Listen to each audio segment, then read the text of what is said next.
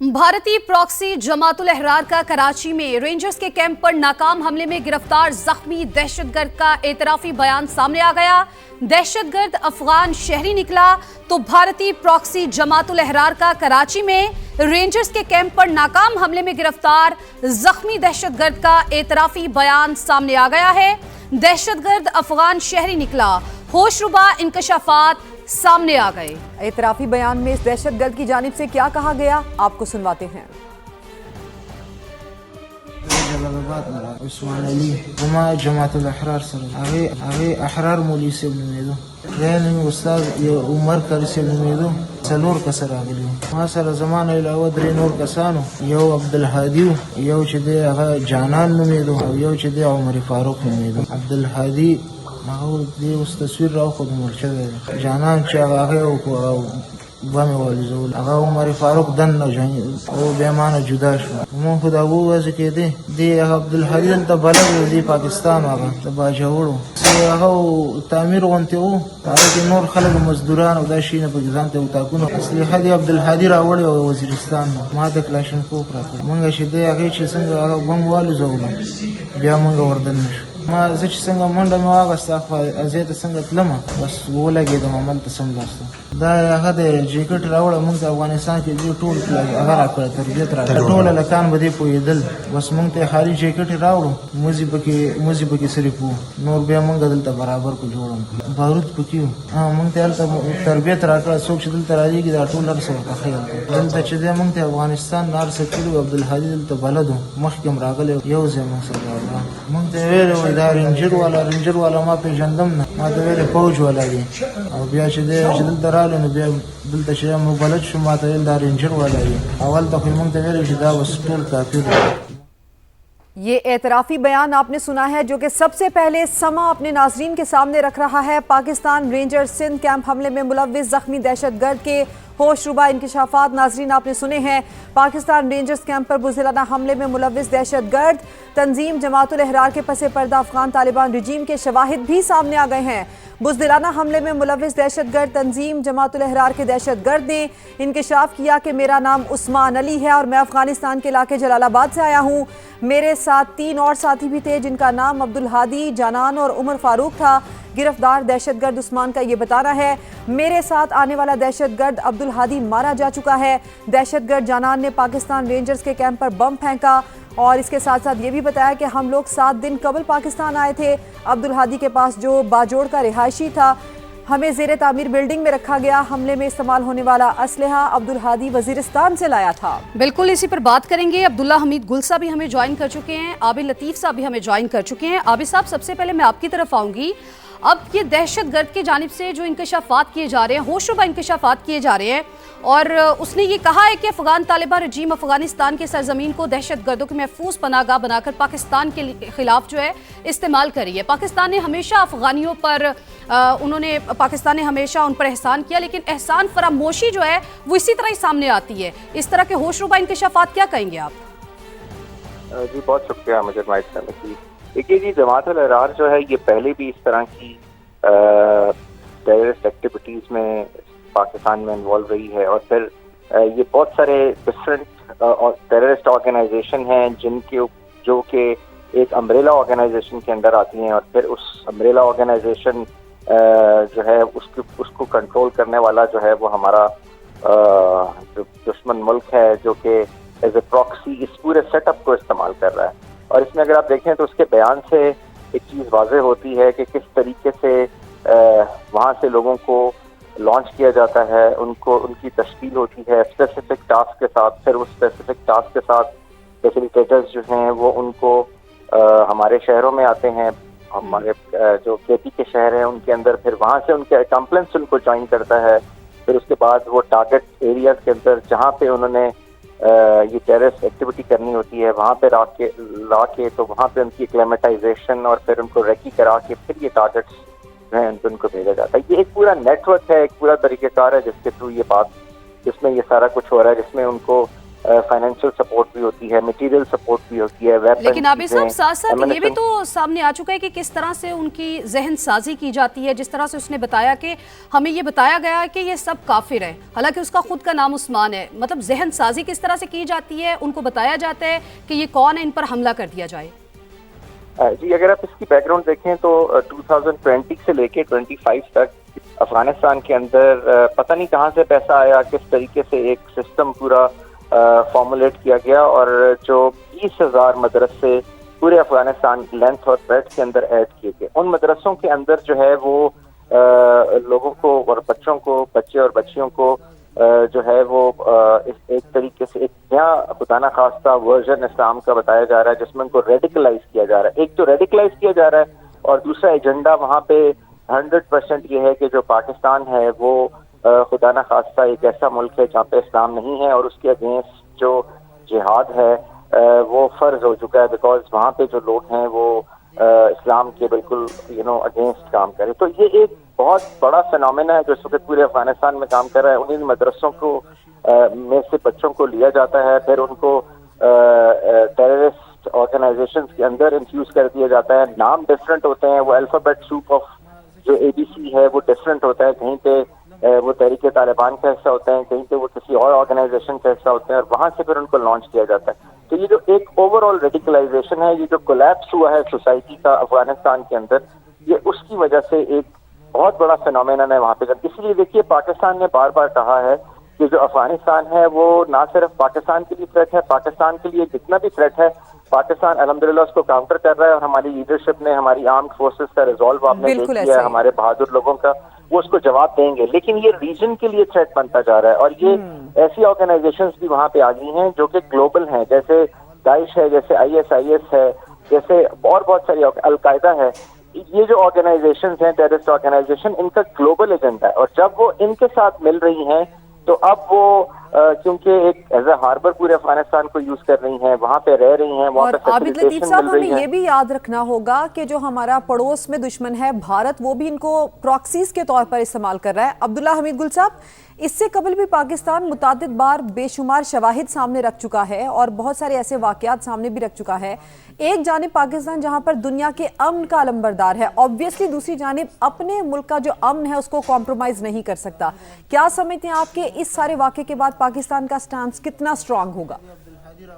बिस्मिल्लाहिर्रहमानिर्रहीम, बहुत बहुत शुक्रिया। और मेरे ख्याल में आबिद लतीफ़ साहब ने बड़ी कॉम्प्रिहेंसिव स्टाइल के अंदर बता दिया सारी बात का। देखें, पाकिस्तान के हवाले से बहुत सारे मामलात हैं, ये इतना आसान नहीं है। पहली बात यह है कि जमातुल अहरार के ऊपर अगर गौर किया जाए तो जमातुल अहरार के ख़िलाफ़ पाकिस्तान एयरफोर्स ने बाकायदा डीप स्ट्राइक्स कंडक्ट की थी अफ़गानिस्तान में अशरफ गनी के दौरे हुकूमत में। उस टाइम पे इंटरनेशनल स्टेबलाइजेशन फोर्सेस वहाँ मौजूद थी और 90% जमातुल अहरार को उड़ा के रख दिया था अल्हम्दुलिल्लाह। लेकिन ये जो पीछे 10% बच गए, आखिर इनमें तक़वियत कैसे आई? इनमें तक़वियत ऐसे आई कि इनको इंडिया का पैसा मिला, इनको जो वहाँ अफ़गान नेशनल आर्मी के जो ट्रेंड लोग थे, जो कि NDS और रॉ के ट्रेंड थे, इसी तरीके से जो इनको बाकायदा ब्लैक कैट कमांडोज ने ट्रेन किया, ये वो लोग थे जो वहाँ अब ट्रेन हुए और अब जो इन्होंने ट्रेनिंग देना शुरू कर दी दूसरे लोगों को। इंडिया के पास $10 बिलियन उन्होंने इन्वेस्ट किया भारत के ने बाकायदा अफ़गानिस्तान के अंदर, और उन्होंने ये जो अफ़गान नेशनल आर्मी के जो लोग थे इनको हायर करना शुरू कर दिया, जो कि ट्रेन लोग थे। इनके पास अमेरिकन वेपन आया जो कि मोस्ट मॉडर्न वेपन है और साथ ही साथ जो है इनको पैसा मिला। अब उसके बाद जो है इन्होंने ऑपरेशंस किए पाकिस्तान के अंदर और फिर ये एक तमाम जो एक नेक्सस बन गया जिसके अंदर ISKP है, खुरासान जो ग्रुप है, इसी तरीके से IS है, दाइश है, इसके अंदर तकरीबन 24 डिफरेंट ऑर्गेनाइजेशन और TTP, BLA और मजीद ब्रिगेड का कनेक्शन है, इसमें कोई दूसरी राय नहीं है। मजीद ब्रिगेड के जो लोग हैं और इसी तरीके से जो बलूचिस्तान के जो बशीर ज़ेब और डॉक्टर अल्लाह नज़र वगैरह, वो फ्रीक्वेंटली अफगानिस्तान आते जाते रहते हैं اور ساتھ ہی ساتھ وہ عرب دنیا کے اندر بھی چکر لگا کے آتے ہیں. یہ ایک انفارچونیٹ سچویشن ہے اور پاکستان کو اس کے خلاف جو ہے ایک جس کو کہتے ہیں نا کہ ایک مضبوط کارروائی اور حکمت عملی وہ سامنے لانی پڑے گی. نمبر 1 انہوں نے ٹارگٹ کیوں کیا کراچی کو یہ جاننا بڑا ضروری ہے شمع کے لیے خاص طور پہ. اس لیے کیونکہ جو بلوچستان تھا اب جیسے ہی ایران کے ساتھ پاکستان کے معاملات بہتر ہونا شروع ہوئے صدر مسعود پزشکیان نے تشکر پاکستان کا دورہ کیا اور اس کے بعد یہاں پاکستان کی تجارتی حجم بڑھنے لگا. جہاں دنیا نے دیکھا عسکری سطح کی کامیابی سفارتی سطح کی کامیابی تو اب یہ معاشی کامیابی یہ کیسے برداشت ہوگی. تو اسرائیل اور انڈیا ان دونوں نے مل کے مزید اس کے اندر ان کو تیار کیا اور سلیپر سیلز کو ایکٹیو کر دیا جو بلوچستان سے ایک ہب کے ذریعے کراچی پہنچتے ہیں اور اس کے بعد جو ہے انہوں نے کراچی کو ٹارگٹ کیا. یہ کوئی پہلی واردات نہیں ہے. اس سے پہلے مہران بیس کے اوپر حملہ ہوا تھا آپ کو یاد ہے اور کراچی ایئرپورٹ پہ حملہ ہوا تھا. وہ کیوں ہوا تھا اس میں بھی ازبیک لوگ آپ کو جو ہے وہ شامل ہوئے تھے UIM کے لوگ تھے. اب وہ یہ سارے کے سارے لوگ جو ہیں ان کا مقصد کیا ہے پاکستان کے اکنامک جو کوریڈور ہے اس کو چوک کرنا اور یہ بھارت کا ایجنڈا ہے اور بھارت اس کے اوپر کام کر رہا ہے. یہی وجہ ہے کہ پاکستان کی جو اب نیوی ہے وہ بلو اکانومی کے اوپر زیادہ توجہ دے رہی ہے اور ان راستوں کو محفوظ بنانے کے لیے ہم نے ہنگور کلاس سب مرینز کے جو ہے حصول بھی کیا ہے. اب یہ ساری چیزوں کو اگر سامنے رکھا جائے تو آپ کو یاد ہوگا کہ ان جہازوں پہ باقاعدہ PC-3 اورائن جہاز تھے. یہ وہ جہاز تھے جو فضا کے اندر رہ کر نگرانی کرتے تھے سمندری حدود کی اور ان کو نشانہ بنایا گیا جبکہ ساتھ ہی فائٹر جیٹ پارک تھے ان کو نشانہ نہیں بنایا گیا. کیوں؟ تاکہ پاکستان کی جو آئیز ہیں اور ایئرز ان کو ختم کر دیا جائے. یہ تھا مہران بیس کا سکینڈل. یہ آج کا دن نہیں ہے. اچھا اس کے بعد پھر آپ دیکھیں کہ بلوچستان کے اندر اچانک دہشت گردی ہوتی ہے خاران کے اندر دہشت گردی شروع ہو جاتی ہے. عبداللہ صاحب جن چیزوں کا آپ تذکرہ کر رہے ہیں ڈیفینیٹلی فنڈنگ انڈیا اور اسرائیل سے ہوئی ہے. آپ ہی کے پوائنٹ کو آگے لے کر جاؤں گی. حارث نواز صاحب بھی ہمیں جوائن کر چکے ہیں. حارث صاحب آپ کا بھی بہت شکریہ. حارث صاحب جبکہ 12 دفعہ پاکستان نے امن کی بات کی ہے افغانستان کو وربلی بھی سمجھانے کی کوشش کی ہے اور ریسنٹلی بھی آپ کو یاد ہوگا جب جوابی کارروائی کی گئی تھی پاکستان کی افغانستان میں گھس کر اس کو بتایا گیا تھا کہ اگر پاکستان کے اندر کوئی بھی چھوٹی موٹی بھی کارروائی ہوئی تو کس طرح سے پاکستان اس کا بھرپور جواب دے گا.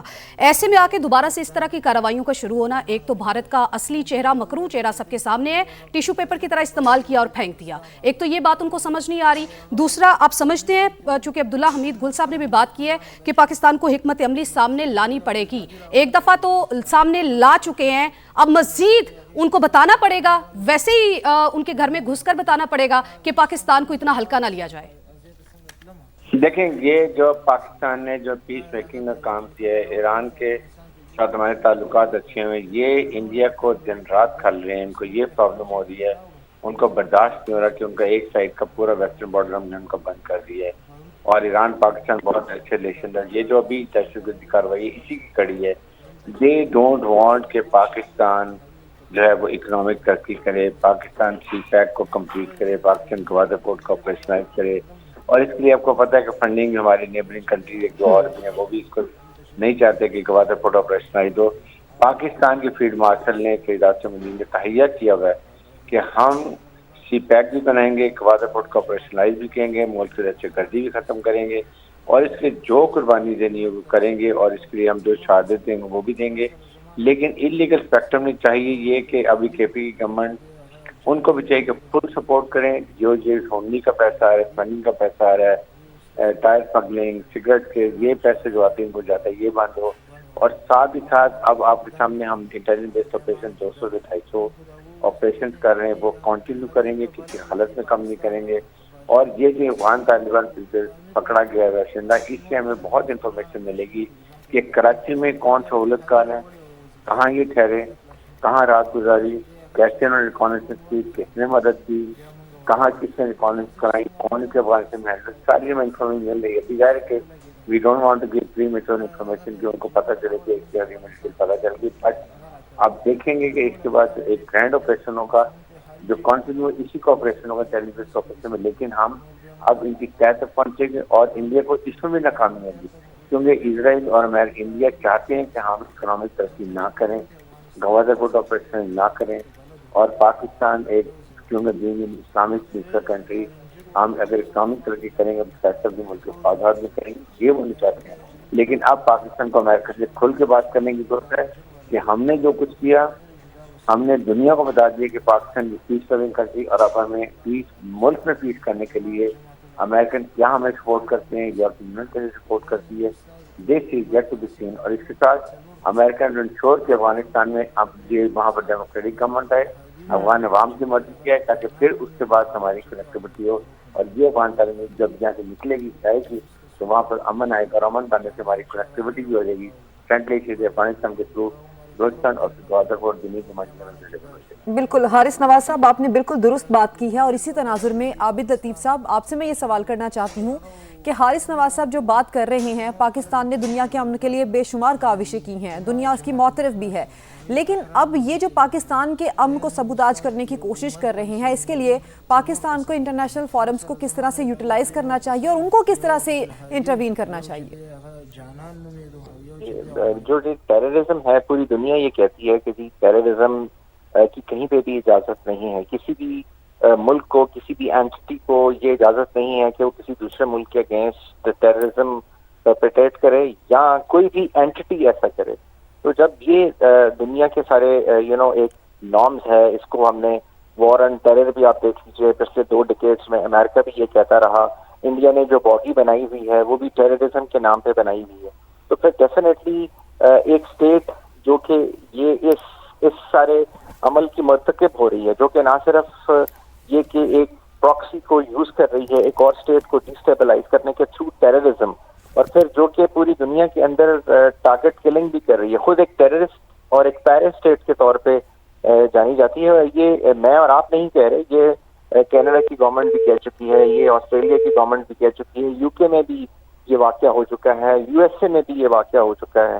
تو پھر ایسی صورتحال میں آئی تھنک دنیا کو اس کا کوگنیسنس لینا چاہیے. تو کیا وہ جو $5 ٹریلین کی اکانومی ہے وہ دنیا کو روک رہی ہے یہ بات کرنے پہ، یا کوئی اور ایشو ہے؟ تو اب دیکھیے، اب یہ جس طریقے سے انڈیا نے جو کہتا تھا خدا نہ خواستہ کہ پاکستان کو آئسولیٹ کر دیا ہے، اور اب وہ خود آئسولیٹ ہو گیا ہے، اور وہ اس وقت گلوبل ساؤتھ کا حصہ ہونے کے باوجود اپنے آپ کو الائن کر رہا ہے اسرائیل کے ساتھ اور امریکہ کے ساتھ.